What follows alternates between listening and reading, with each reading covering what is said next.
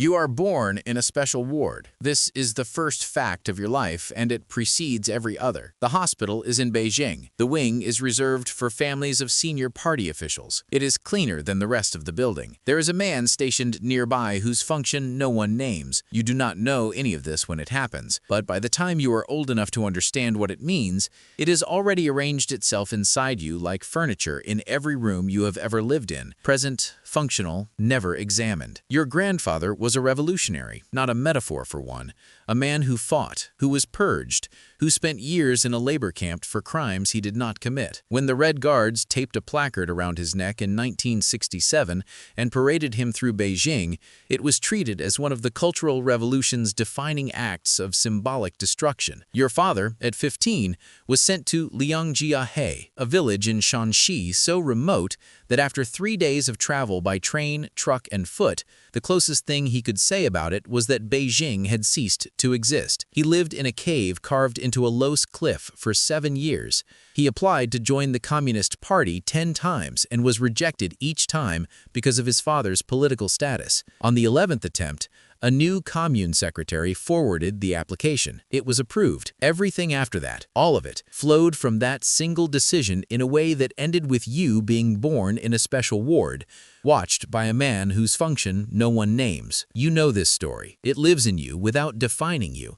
The way a river shapes banks it no longer touches. You are 20 years old when you understand the mechanics of who you are. You have a classmate named Jia Ming whose family runs an import logistics business that depends on approvals from a provincial office that a cousin of yours sits on the advisory board of. Jia Ming is not using you exactly. He has already used you, before you ever spoke, in the sense that your proximity was factored into his family's calculation the moment he saw your name on the enrollment list. You sit with this for 3 days. You decide the healthiest response is not to think about it. You spend the next several years pretending this decision was successful. Then your father is elevated, and pretending is no longer available. The call comes not from your father, it never comes from your father, who communicates through a director Fong with the precise, effect-free diction of someone trained to deliver information without color. Director Fong calls at 7:43 in the morning while you are eating congee in the university canteen and tells you the announcement comes within the hour and tells you to pack for 3 days and wait and does not leave space in the architecture of the call for questions. You eat the rest of the congee, you walk back across the campus you already understand before you reach the dormitory door no longer belongs to you. Perhaps it never did, but the fiction of it was useful, and now it is finished. The car has tinted windows. The 2 men in the front do not introduce themselves. When you pass through the gate at Zhongnan High and the guards stand at attention rather than simply waving the car through, something in your understanding of the next 30 years clicks into place with a sound you feel but do not hear. Your father receives you standing. He reserves this for moments that require it. He puts his hand on your shoulder and says, "Things are different now. The name is a shield and a target. Be careful who you trust." Then he is summoned before he finishes. You stand in the room with half a warning still in the air, and you are 20 years old, and you will spend years completing that sentence for yourself. The Bloomberg report lands 14 months later. On a VPN, you read their methodology. 103 people, descendants and spouses of 8 founding generation revolutionary leaders, 26 of whom run or hold senior positions in state-owned companies controlling a combined $1.6 trillion in assets, 1/5 of China's annual economic output, managed by the grandchildren of men who fought for an egalitarian revolution. Your father's stated salary is $20,000 a year. The math this produces cannot be discussed publicly in China. Bloomberg's website is blocked within a week. What stays with you is not the number. It is the methodology, the corporate filings, the offshore registrations in the Cayman Islands and the British Virgin Islands, the property records assembled into a portrait that is not wrong but is not complete, which is the most dangerous kind of portrait because it cannot be fully refuted and cannot be fully accepted. At 26, you are enrolled under an assumed name at a foreign university. You study psychology. This turns out to be the most practical education available to you because understanding how people organize their needs and fears and loyalty is the foundational skill of everything you will spend the next decade doing. You make 4 real friends over 4 years. You protect their names with a discipline so complete that Director Fang's office does not know them. A journalist attends your graduation and recognizes you. He does not publish anything. You do not ask why, because the answer might require you to feel gratitude toward a mechanism you would prefer not to examine. You return to Beijing with a degree and a taxonomy. The taxonomy is what you built watching people interact with you across 4 years. Those who calibrate their warmth to whatever you last mentioned about your family's schedule. Those who conduct every exchange with the formality of someone diffusing something. Those who resent the structural fact of who you are. The most honest people in your life, whom you cannot afford to keep close. And the 3 or 4 who seem to engage with you as though you were simply a person. You protect these last ones imperfectly, but with genuine intention. Then a relative is detained, your father's cousin's son, a man you have met perhaps a dozen times, is arrested in connection with contracts awarded across 3 provinces.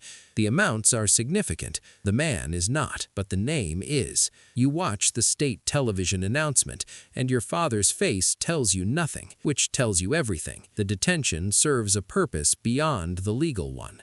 Someone needed to see a name sacrificed. The relative is the cost of a message sent to people you will never fully identify.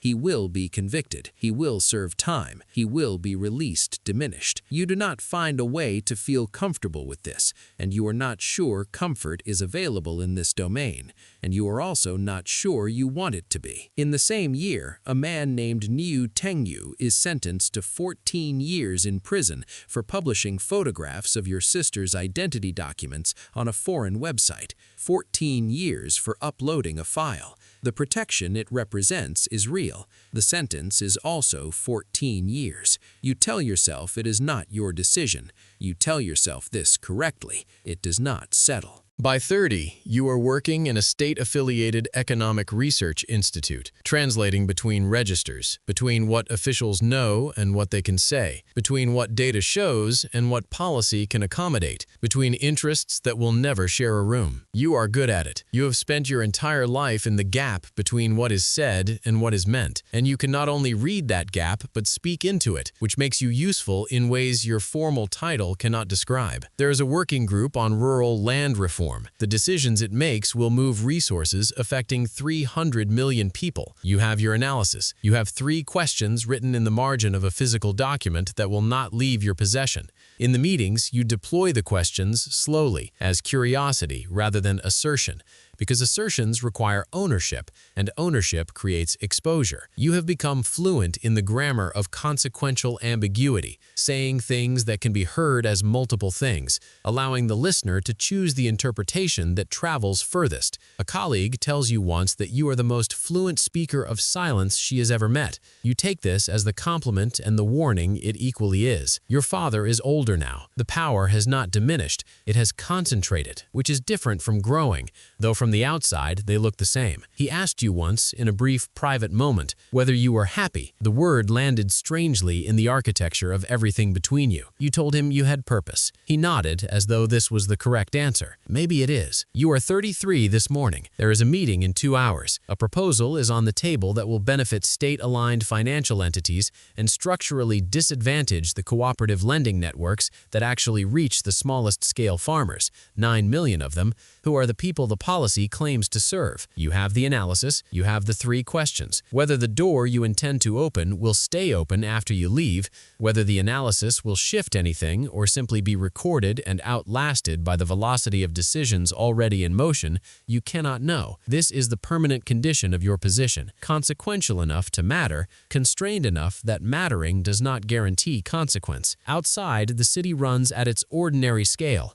the scale you were never part of and will never be part of, because you were born in a special ward, and that is the first fact, and the first fact precedes every other fact, and the weight of it is not a burden you have resolved or a trap you have escaped. It is simply the country you live in, smaller than China, larger than yourself. The car is waiting. You pick up the notebook. You become, again, the name.